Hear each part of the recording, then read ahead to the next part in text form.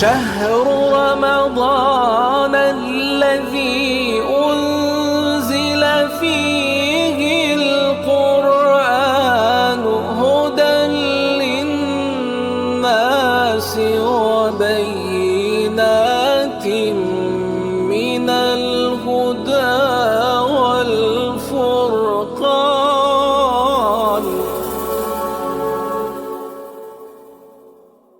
أعوذ بالله من الشيطان الرجيم. بسم الله الرحمن الرحيم.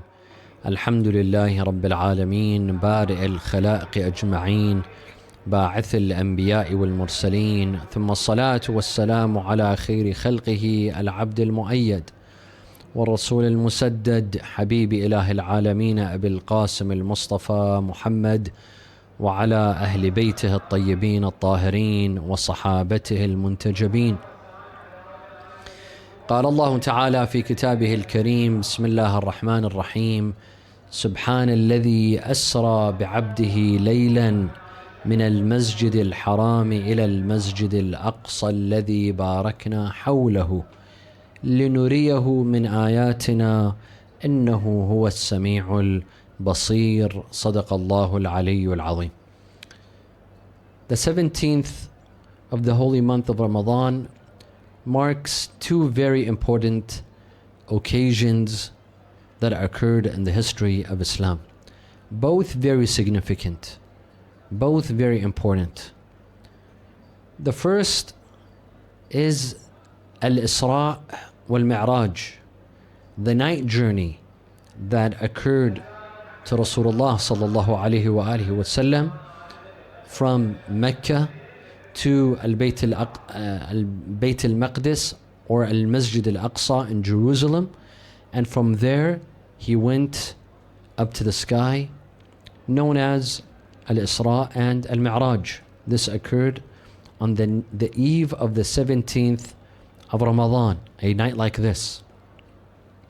The second event that is very significant that occurred on the 17th of the month of Ramadan is the Battle of Badr al-Kubra, one of the first battles to occur in Islam,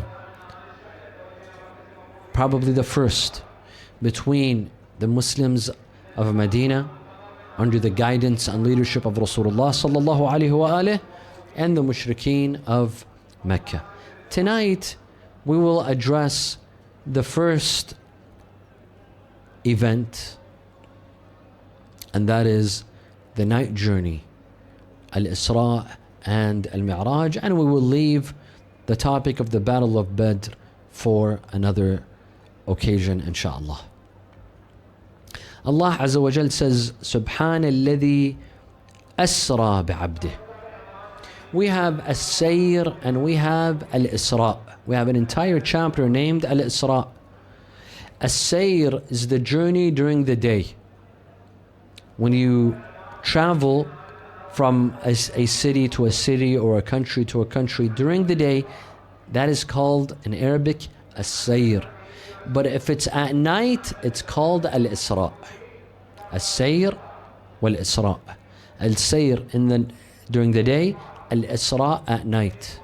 And hence the journey that Rasulullah sallallahu alaihi wasallam had from Mecca to Jerusalem was at night. It was after Salat al-Maghrib. Hence it's called Al-Isra. Subhana alladhi asra bi'abdihi laylan. Glory unto the one who took his servant, asra bi'abdih, who took his servant on a journey, laylan, at night, from where? Between which two destinations? Min al-Masjid al-Harami ila al-Masjid al-Aqsa. The journey was between two mosques, two very important mosques in Islam. One, the journey started from Al-Masjid al-Haram, the holy mosque in Mecca, and the journey ended where? In Al-Masjid al-Aqsa. Al-Masjid al-Aqsa. Aqsa means the very far mosque, because in relation to Al-Masjid al-Haram, Al-Masjid al-Aqsa is far. It's in Jerusalem. Hence it's called Al-Masjid Al-Aqsa, because it is far. Of course, both of these mosques are very significant in Islam. Masjid Al-Haram, which is, as we know, the house of God, Baytullah. إن أول بيت وضع للناس للذي ببكة مباركا. Allah Azza wa Jal sent Ibrahim to build his house in Mecca. And before that, the foundations of the house were laid by previous prophets, most likely by Adam alayhi salam, the first of the prophets. He laid the foundations of the house of God, of the Kaaba. So when Ibrahim came to build the Kaaba, the foundations were there. The Quran says, وَإِذْ يَرْفَعُ إِبْرَاهِيمُ الْقَوَاعِدَ مِنَ الْبَيْتِ. So the qawa'id, the foundations, were already there. Ibrahim came and lifted the foundations, meaning he built over the foundations. وَإِذْ يَرْفَعُ إِبْرَاهِيمُ الْقَوَاعِدَ مِنَ الْبَيْتِ وَإِسْمَاعِيلَ رَبَّنَا. Ibrahim and his son Ismail, they came and they raised the foundations and they built the Kaaba. This is Al-Masjid Al-Haram. As for Al-Masjid Al-Aqsa, then this was a holy house. Then this was a holy mosque from the time of the earliest prophets, from the time of Bani Israel, and before. Masjid Al-Aqsa was a sacred mosque. And there are over 70 prophets that are buried in Al-Masjid Al-Aqsa. Masjid Al-Aqsa was the first Qibla for Muslims. The early Muslims would pray towards Al-Qibla, towards Al-Masjid Al-Aqsa. But later on, because the Jews of the time, they complained that this is our Qibla. You Muslims don't have a Qibla of your own. That means that you have taken from the Jewish tradition. You don't have a tradition of your own.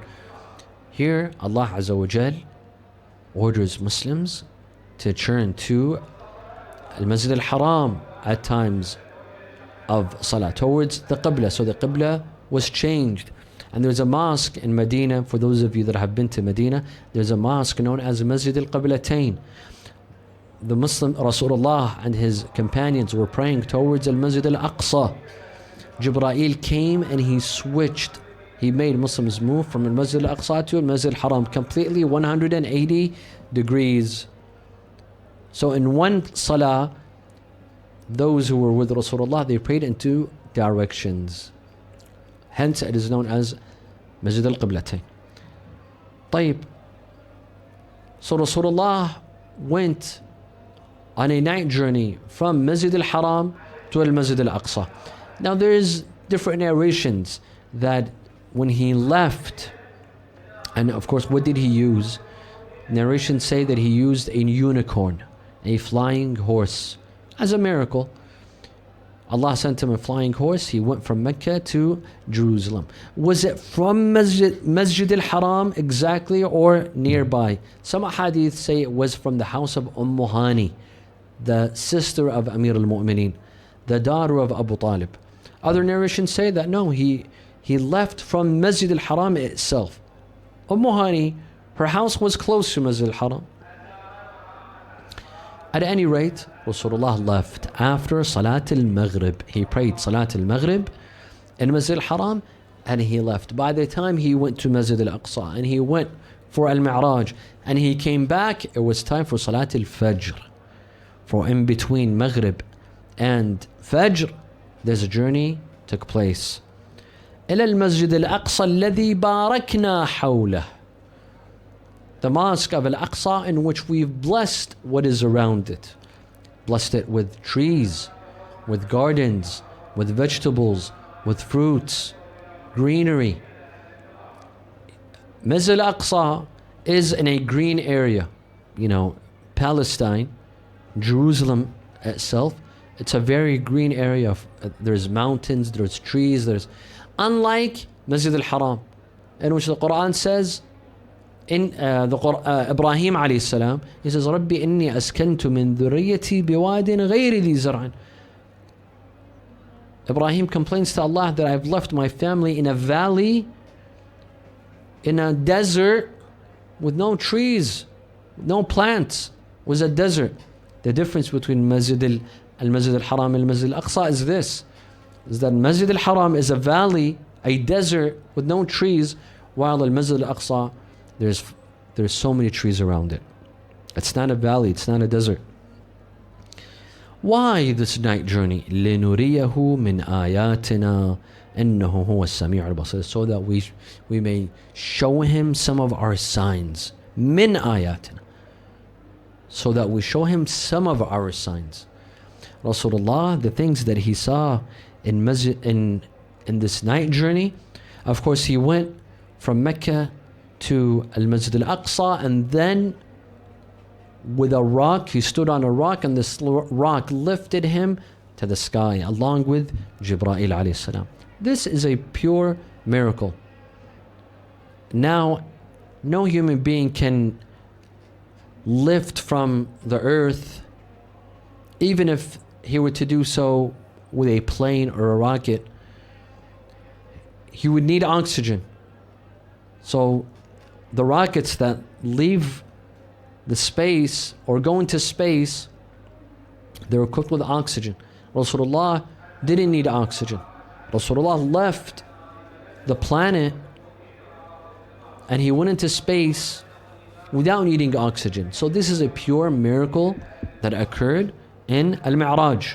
Al-Isra was the journey to Al-Masjid Al-Aqsa, and Al-Mi'raj, the ascension, was to heaven and earth. Heaven and a part of hell that Rasulullah sallallahu alaihi wasallam witnessed, as we shall see.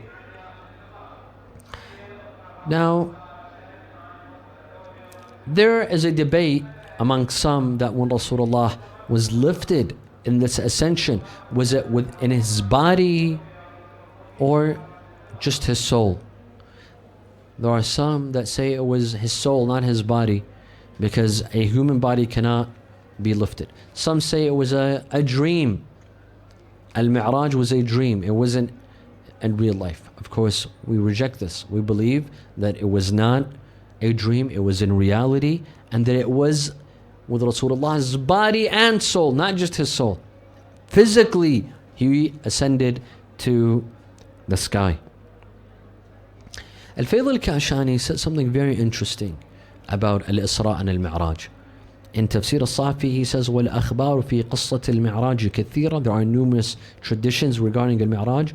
مَنْ أَرَادَهَا فَلْيَطْلُبْهَا فِي مَوَاضِعَهَا وَفِيهَا أَسْرَارٌ. The narrations regarding Al-Mi'raj, the ascension, are full of secrets. لَا يَعْثَرْ عَلَيْهَا إِلَّا الرَّاسِخُونَ فِي الْعِلْمِ. Only those who have special knowledge, those who have solid knowledge, الرَّاسِخُونَ فِي الْعِلْمِ, who their knowledge is solid, have the secrets of Mi'raj. Meaning whom? The Ahl al-Bayt. طيب.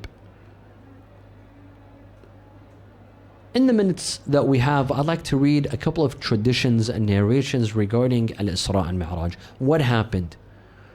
What happened in that night exactly? And what was it that Rasulullah saw and witnessed according to the narrations of Ahl al-Bayt? Ahl al-Bayt tell us what happened in this night journey.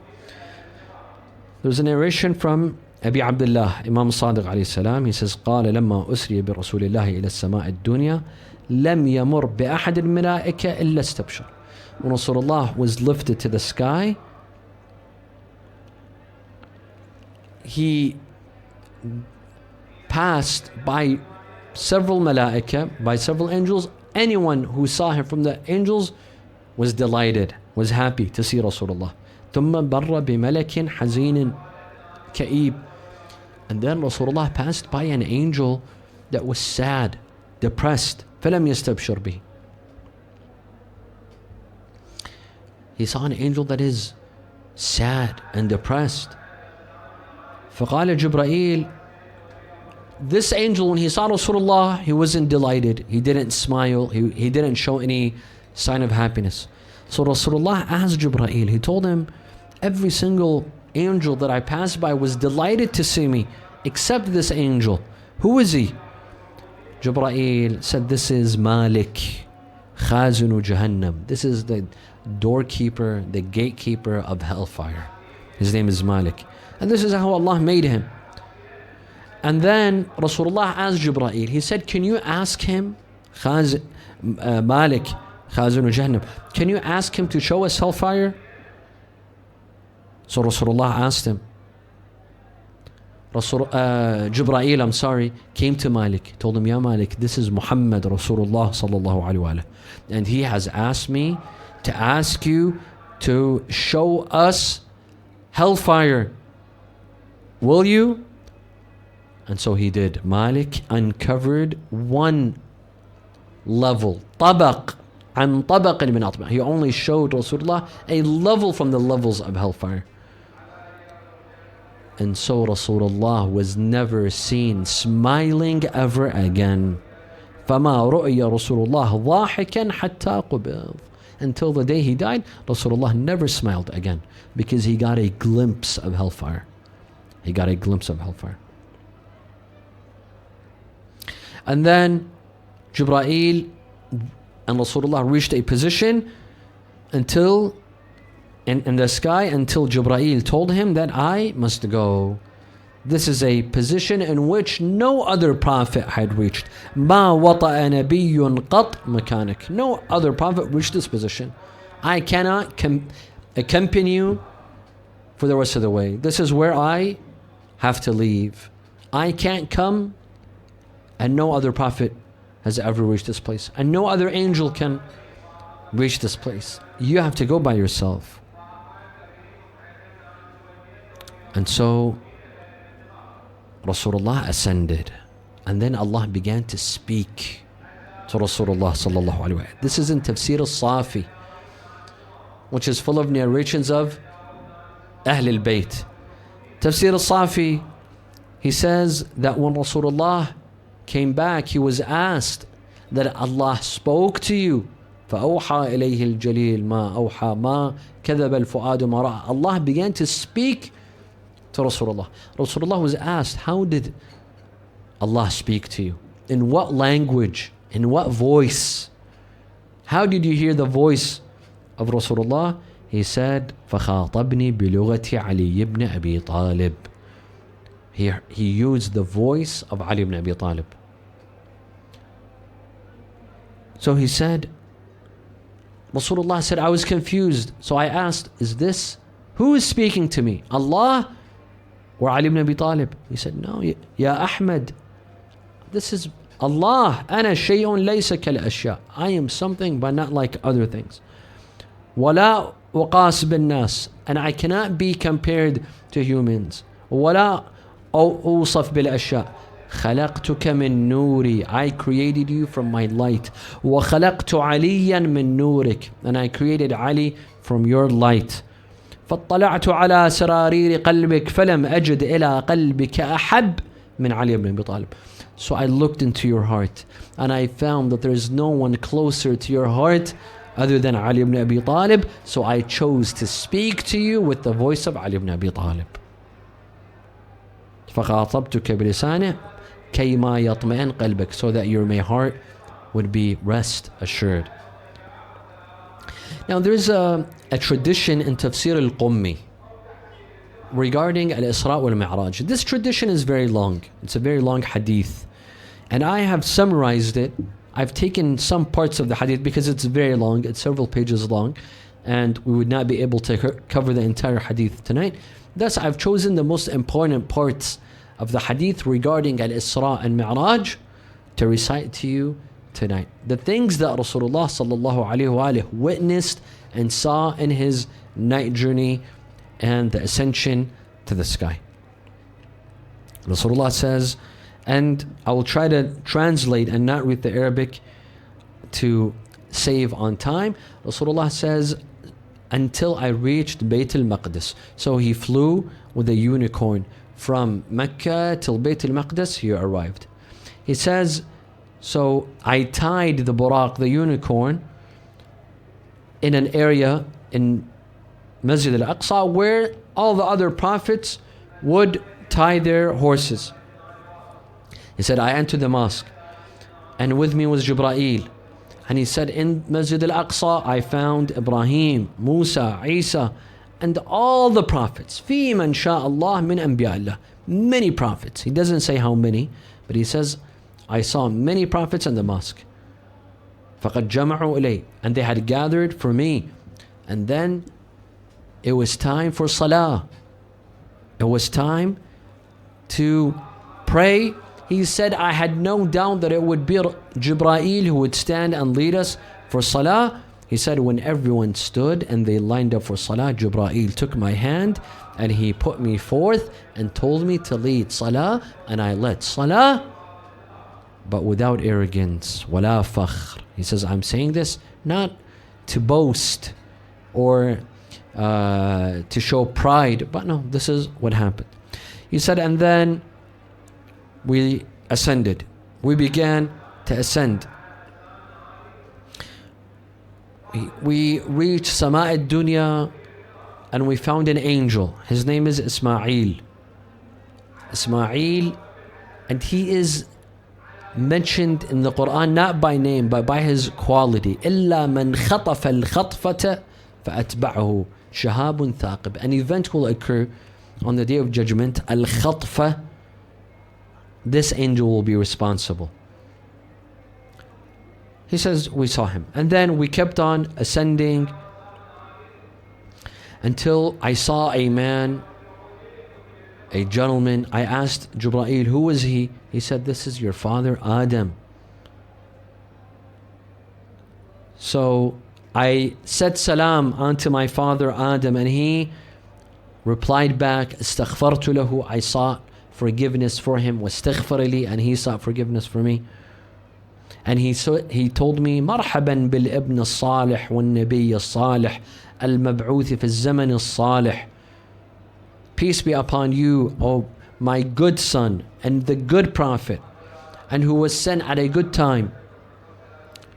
He says, and then we passed by an angel. I asked Jibreel, who is this angel? He said, هذا ملك الموت. This is the angel of death. دائب في قبض الأرواح. Resilient, consistent in taking people's lives. He said, I asked, Ya Jibreel, أدنني منهم. Let's come closer to him because I want to speak to him. He said, we came closer to him and I said salam to him. قال له جبرائيل. Jibreel told the angel of death, هذا محمد. This is Muhammad. اللهم صل على محمد. The prophet of mercy that Allah has sent him to the servants. So the angel of death welcomed me and he said salam. And then he told me, the angel of death told Rasulullah, he said, I give you good news, Ya Muhammad, that I have not seen better than your ummah. Rasulullah said, Alhamdulillah, Al-Mannan, the Na'ami ala ibadah. This is a good news. This is a great favor from Allah. And then Jibreel said, Ya Rasulullah, this angel is the busiest angel. So I asked him, Rasulullah says, I asked the angel of death, أَكُلُّ مَنْ مَاتَ وَهُوَ مَيِّتْ فِيمَا بَعْدْ هَذَا تَقْبِضُ رُوحَهُ. Are you the one that takes the lives of anyone who passed away and anyone who will die in the future? He said, no. He said, yes. He said, and do you witness the moment of death for them? He said, yes. He says, he tells Rasulullah, he says, dunya is like, have you seen coins in the hands of a person? He says, dunya is in my hands like coins in the hands of a person. And then, listen to this. He says, and there's not a single house that I visit them 5 times a day. وأنا أتصفحه كل يوم 5 مرات. وأقول إذا بكى أهل الميت عليهم. And then he says, if I take the life of a person in a house and I see them crying, I go and I tell them, don't cry. فإن لي فيكم عودة وعودة حتى لا يبقى منكم أحد. don't cry, because I will come and visit you again and again and again until no one remains alive in this house. And then Rasulullah says, Kafa bil mawti tamma ya Jibreel. It is enough that death is a tragedy, ya Jibreel. Death in itself is a tragedy. Jibreel told Rasulullah, إِنَّمَا بَعْدَ الْمَوْتِ أَطَامْ وَأَطَامْ مِنَ الْمَوْتِ. He told him what is after death is a bigger tragedy. Is a bigger tragedy. And then Rasulullah says, we kept on moving and ascending until we saw a group of people who have meat in front of them. Meat that is fresh and meat that is old and foul. He said sometimes they eat from this food, from this meat, from the good meat, and sometimes they eat from the other meat. So he said, I asked Jibreel, what is this? What are they doing? He said, هؤلاء الذين يأكلون الحرام ويدعون الحلال وهم من أمتك يا محمد. These are the ones, when they eat the foul meat, they are the ones that leave the halal and eat the haram, and they are from your nation, Ya Muhammad. This is the result of their deeds.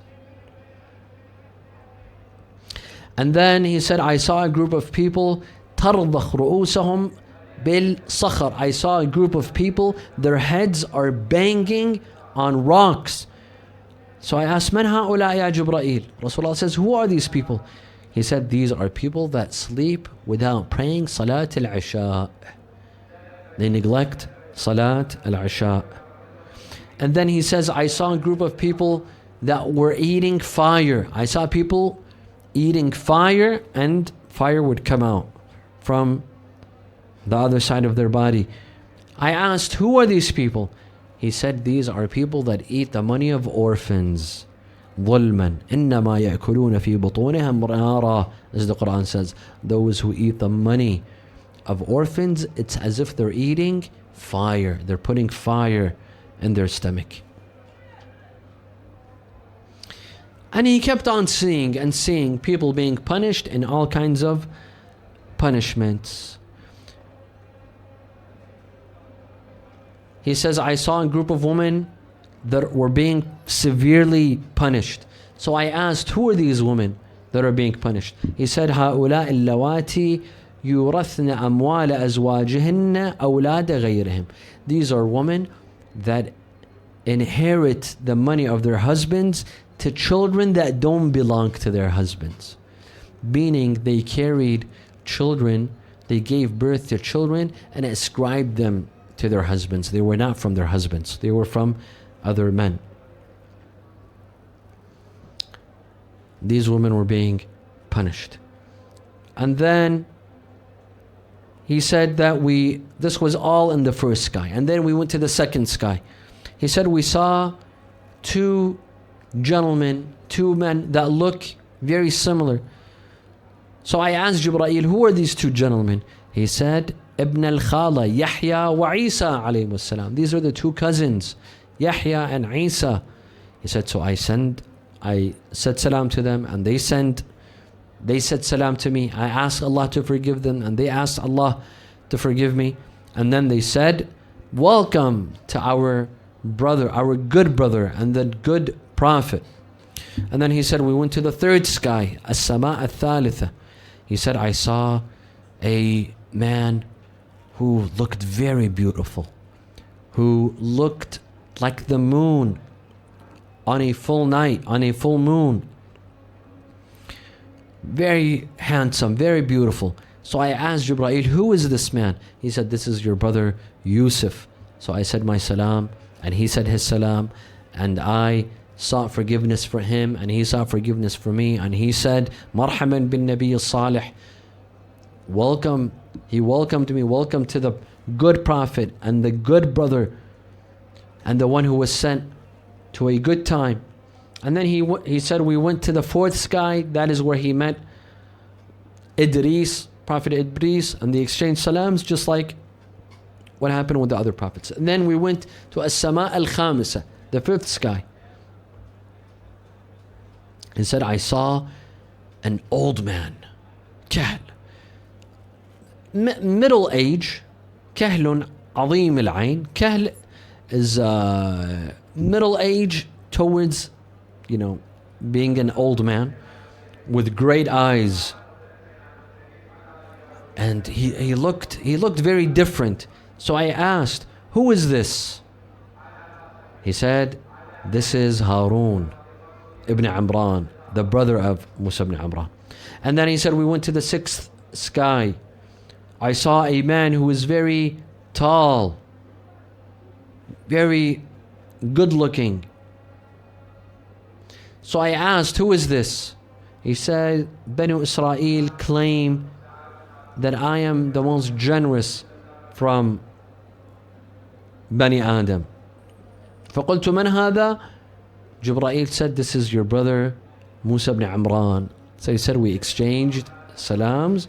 He sought forgiveness from me, and then I sought forgiveness from him. And then he went to the seventh sky. He said, I saw lots of angels. I saw angels, and then I saw a man sitting on a chair. He says, I asked, Ya Jibreel, من هذا الذي في السماء السابع على باب البيت المعمور? Standing at the doorstep of Al-Bayt Al-Ma'mur. Al-Bayt Al-Ma'mur is that house which is parallel to Al-Masjid Al-Haram. Masjid Al-Haram is for the humans. Al-Bayt Al-Ma'mur is for the angels to perform tawaf. This man was sitting on a chair close to Bayt Al-Ma'mur. So I asked, who is this? He said, Jibreel said, Ya Muhammad, Abuka Ibrahim. This is your father Ibrahim. وهذا محلك ومحل من اتقى من أمتك. This position is for you and for those who are pious from your ummah. طيب, and then he recited this verse, إن أولى الناس بإبراهيم للذين تبعوه وهذا النبي والذين آمنوا والله ولي المؤمنين. He said, so I said salam to him, and he said salam, and then he said, I went inside Al-Bayt Al-Ma'mur and I prayed 2 units in Al-Bayt Al-Ma'mur along with some of my companions. He said, and then I left and I came across a river called Al-Kawthar and a river called Al-Rahmah. He said, so I drank from Al-Kawthar and I washed and showered in the river of Al-Rahmah. And then I reached Sidrat Al-Muntaha, that special place, قاب قوسين أو أدنى, a special place that only he could remain. Jibreel could not accompany him. And then, يا رب أعطيت أنبيائك. And then he heard the adhan, an angel saying the adhan. It was time to pray. So he said, I prayed. And I led the angels in the sky. Just like I led the prophets in Masjid Al-Aqsa, I led the angels in Al-Bayt Al-Ma'mur, in the 7th sky. And so on and so forth. It's a very long hadith. Finally, Rasulullah was told that your ummah has to pray 50 prayers a day. 50 prayers a day. He says, Rasulullah says, I saw Musa alayhi salam. He asked me, what happened? Is your ummah asked to pray? He said, yes, they're asked to pray 50 salat, 50 prayers a day. Musa told Rasulullah that your ummah does not have the ability to do so. Ask Allah to reduce them by 10, or to reduce them. Rasulullah asks Allah to reduce them, so they are reduced to 40. Musa tells him they have no ability to pray 40. So Rasulullah again asks Allah to reduce them. He reduces them to 30 salah per day. Musa says they cannot.